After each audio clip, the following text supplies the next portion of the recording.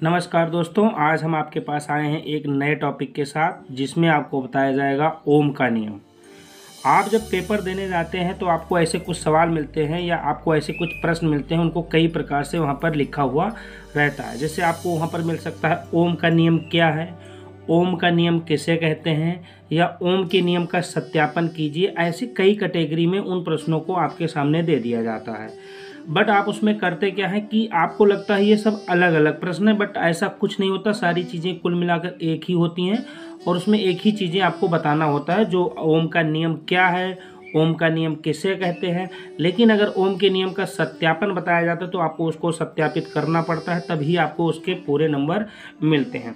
तो आज के वीडियो में आपको बताया जाएगा कि ओम का नियम क्या है और ओम के नियम का सत्यापन आप कैसे करेंगे। ये सारी चीज़ें आपको एग्जाम्पल के द्वारा बताया जाएगा, जिसमें बहुत आसानी से आप इस वीडियो के देखने के बाद आप ओम के नियम के बारे में जान जाएंगे।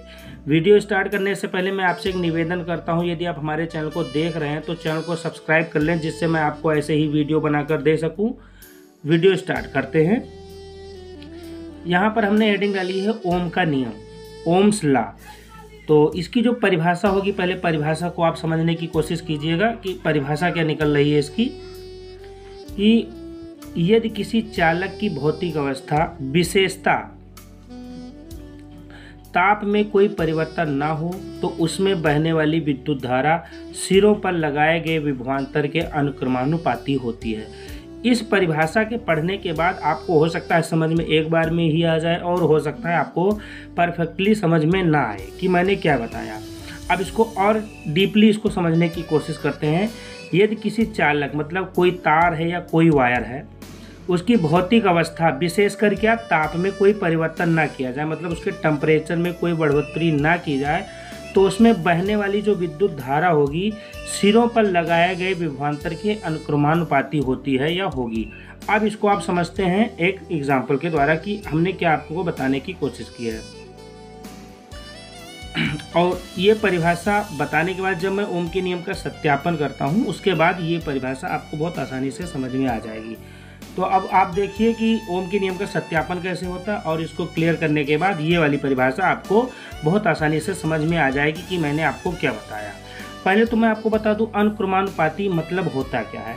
लिखा है कि जो विद्युत धारा, आपको पता है विद्युत धारा को किससे शो करते हैं, आई से शो करते हैं। इसको हम किससे शो करते हैं, आई से शो करते हैं। और फिर लिखा है सिरों पर लगाए गए विभवांतर के अनुक्रमानुपाती होती। विभवांतर मतलब होता है V। तो जो विभवांतर के अनुक्रमानुपाती होता है इसको कहते हैं, यही परिभाषा में है जो कि अभी मैं आपको नीचे बताऊंगा। पहले इस चीज़ को बता दो। अनुक्रमानुपाती मतलब ये हुआ कि अगर विभवांतर का मान बढ़ेगा तो आपके विद्युत धारा का भी मान बढ़ेगा। अगर विभवांतर का मान घटेगा तो आपके विद्युत धारा का मान भी घटेगा। तो अगर एक बढ़ेगा उसके साथ दूसरा बढ़ जाए, पहला घट रहा है तो उसके बाद दूसरा घट जाए, तो इस कंडीशन को अनुक्रमानुपाती कहते हैं। और एक होता है व्युत्क्रमानुपाती। व्युत्क्रमानुपाती मतलब हुआ कि अगर विभवांतर बढ़ रहा है तो विद्युत धारा कम हो जाएगी, अगर आपका विभवांतर कम हो रहा है तो विद्युत धारा बढ़ जाएगी। ये होता है व्युत्क्रमानुपाती। फिलहाल इसमें व्युत्क्रमानुपाती का कोई मतलब नहीं है। इसमें कहने का मतलब ये हुआ कि अगर विद्युत धारा बह रही है तो विभवांतर के अनुक्रमानुपाती होगी, मतलब जितना ही विद्युत धारा यूज होगी उसका विभवांतर उतना ही बढ़ता चला जाएगा। अगर विद्युत धारा कम होगी तो विभवांतर भी कम होता चला जाएगा। अब आप समझते हैं इसको ओम के नियम के सत्यापन के द्वारा कि इसका एग्जैक्ट सत्यापन कैसे करते हैं। अब इसको देखिए कि यदि चालक में प्रवाहित विद्युत धारा I है तथा उसके सिरों पर उत्पन्न विभवांतर V है, तो किस कंडीशन में इसको आप सॉल्व करेंगे। अब आप देखिएगा। अब थोड़ी देर के लिए एक हम कल्पना करते हैं कि एक ये हमने चालक ले ली, चालक कोई वायर है कुछ भी है, और इसमें एक हमने प्रतिरोध लगा दिया। प्रतिरोध मतलब रेजिस्टेंस होता है, जिसका मतलब होता है रुकावट या रोकना। यहाँ पर हमने एक विद्युत धारा I प्रवाहित की, हमने विद्युत धारा I प्रवाहित की, तो यहाँ पर आकर रुक जाएगा और यहाँ से फिर यहाँ तक पहुँचने में कोई काम करेगा। उसी काम को हम लोग विभवांतर V कहते हैं। क्या कहते हैं? विभवांतर V कहते हैं। ध्यान से समझिएगा कि एक तार है, दो सिरों पर, एक यहाँ तक उसका सिरा है, एक यहाँ तक है, और उसके बीच में एक रेजिस्टेंस लगा है जिसको R से शो करते हैं। रेजिस्टेंस मतलब प्रतिरोध, एक प्रतिरोध लगा है, ये हो गया प्रतिरोध। तो जब विद्युत धारा यहाँ पर आएगी तो यहाँ से यहाँ तक जाने में उसको कोई काम करना पड़ेगा, और जो वो काम करेगा उसको काम को ही हम विभवांतर कहते हैं। और ये R हमारा हो जाएगा रेजिस्टेंस मतलब प्रतिरोध, ये इसको रोकेगा। अब यहाँ पर आप समझिएगा, और फिर इसको क्रॉस करके ये वाला I यहाँ पर पहुँच जाएगा, यहाँ पर I हमारा पहुँच जाएगा। अब ये हो गया हमारा बिंदु A मान लेते हैं, और ये बिंदु B। तो अब इसको समझिएगा कि एक विद्युत धारा बिंदु A से लेकर B बिंदु तक जाती है, तो उसमें V विभवांतर आता है। कितना विभवांतर आता है? V, मतलब कितना काम होता है? B काम होता है। अब आप इसको सॉल्व करते हैं, इस फार्मूले को कैसे होगा। इसका मतलब हुआ कि V अनुक्रमानुपाती I के होगा, मतलब जितनी धारिता हम विद्युत धारा बढ़ाएंगे उतना ही इसमें काम करना पड़ेगा, इसका विभवांतर बढ़ेगा। अगर इसकी विद्युत धारा कम करेंगे तो विभवांतर कम होता चला जाएगा। तो इसके काम पर इस पर बहुत सीधा प्रभाव पड़ता है, और सीधा प्रभाव पड़ने के कारण ये अनुक्रमानुपाती होता है। तो V अनुक्रमानुपाती I होगा। अब यहाँ पर आपको क्या करना है, या आप कह सकते हैं कि V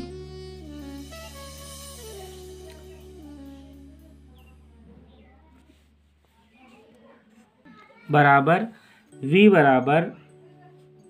RI हो जाएगा, क्योंकि ये V जो है, ये R जो हमारा बनेगा, V तो हो जाएगा हमारा, थोड़ी कैपिटल V है, V हो जाएगा हमारा विभवांतर, जिसको हम लोग कहते हैं पोटेंशियल डिफरेंस। तो ये हो जाएगा विभवांतर बराबर होगा RI के। RI होगा रेजिस्टेंस और I होगा जो हमारा विद्युत धारा होगी। तो ये वाला हमारा फार्मूला बनकर कंप्लीट होगा, V बराबर RI। अब इसको और डिटेल में समझते हैं, इसी के हिसाब से ये वाली परिभाषा आप समझिएगा। अब इस परिभाषा को आप बहुत आसानी से समझ पाएंगे कि परिभाषा यहाँ पर मैं लिख दे रहा हूँ, चूँकि परिभाषा ये हमारी यहाँ पर नहीं दिखाई दे रही। V बराबर RI ये वाली हमारी दिखाई दे रही है, और ये वाली चीज़ भी आप देखते रहिए साथ साथ कि यदि किसी चालक की भौतिक अवस्था, ये हमारा चालक हो गया, भौतिक अवस्था में ताप में कोई परिवर्तन ना किया जाए, मतलब इसके टेम्परेचर में कोई वृद्धि ना की जाए, तो उसमें बहने वाली जो विद्युत धारा I होगी, हमारी सिरों पर लगाए गए विभवांतर, यहाँ पर भी बल लगेगा और यहाँ पर भी बल लगेगा। तो सिरों पर जो बल लगेगा, लगाए गए बल के अनुक्रमानुपाती होती, मतलब विद्युत धारा अनुक्रमानुपाती होगी विभवांतर के। और इस फार्मूले के द्वारा आप इसे बहुत आसानी से समझ सकते हैं कि जितना ही हम इस पर विद्युत धारा बढ़ाएंगे उतना ही विभवांतर बढ़ता चले जाएगा, और ये दूसरे के अनुक्रमानुपाती होते हैं। ये हो गया हमारा फार्मूला। तो ये V बराबर RI होता है, कैपिटल I, जो यहाँ पर कौन कौन चीज़ को दर्शा रही है वो मैं आपको बता दूं। यहाँ पर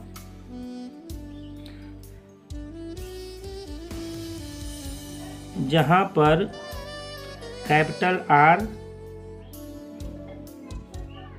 समानुपाती नियतांक है, जहाँ पर कैपिटल R समानुपाती नियतांक है, जिसे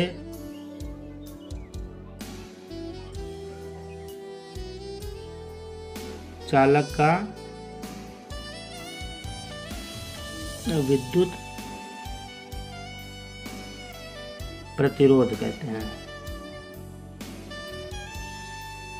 रेसिस्टेंस कहते हैं।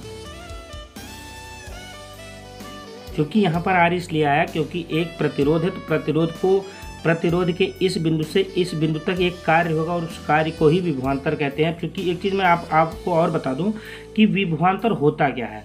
विभवांतर होता है दो सिरों, ध्यान से देखिएगा, विभवांतर होता है दो सिरों के बीच, दो सिरों यहाँ से यहाँ तक के बीच में जितनी चीज़ें हैं इन दो सिरों के बीच एकांक धनावेश, धनावेश मतलब ये धारिता, मतलब ये विद्युत धारा को एक बिंदु से यहाँ तक दूसरे बिंदु तक पहुँचने के लिए जो कार्य किया जाता है, मतलब विद्युत धारा को एक बिंदु से दूसरे बिंदु तक पहुँचने में जो कार्य किया जाता है वही विभवांतर होता है। तो विद्युत धारा और विभवांतर एक दूसरे के अनुक्रमानुपाती होते हैं, जिसको मैंने आपको पहले भी बता दिया। इसको कैसे कहेंगे कि जहाँ पर R समानुपाती होता है, समानुपाती नियतांक है, जिसे चालक का विद्युत प्रतिरोध या रेजिस्टेंस कहते हैं, इसी को प्रतिरोध कहते हैं, R को प्रतिरोध कहते हैं। अब इसमें और चीज देखिएगा कि यदि विभवांतर को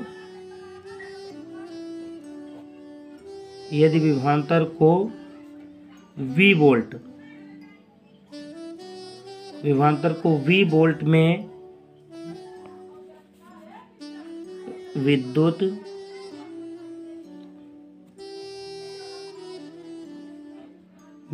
धारा को एम्पियर में, आपको पता है विद्युत धारा के मापा जाता है एम्पियर में मापा जाए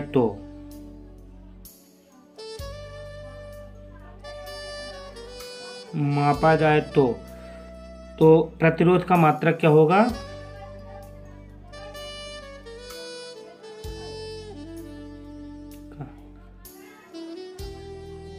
प्रतिरोध का जो मात्रक होगा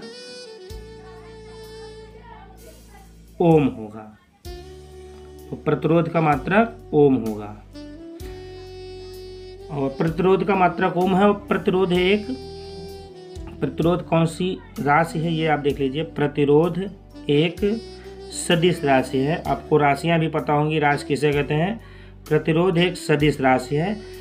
अदिश राशियाँ वह होती हैं जिनका परिमाण निश्चित होता है परंतु दिशा कोई निश्चित नहीं होती है, लेकिन प्रतिरोध की सदिश राशि है, इसकी दिशा और परिणाम दोनों ही निश्चित है, इस वजह से यह हमारी सदिश राशि होती है। तो अब आप इस वीडियो को बहुत आसानी से समझ गए होंगे कि ओम का नियम क्या है और किसे कहते हैं कि किसी चालक की भौतिक अवस्था या विशेषकर ताप में कोई परिवर्तन ना किया जाए तो उसमें जो बहने वाली विद्युत धारा होगी तो दोनों बिंदुओं के बीच जो बल कार्य करेगा उस विभवांतर के अनुक्रमानुपाती होती है। तो ये आसानी से आप समझ गए होंगे। यदि वीडियो अच्छा लगे तो चैनल को सब्सक्राइब कर लें, दोस्तों के साथ साझा करें। धन्यवाद।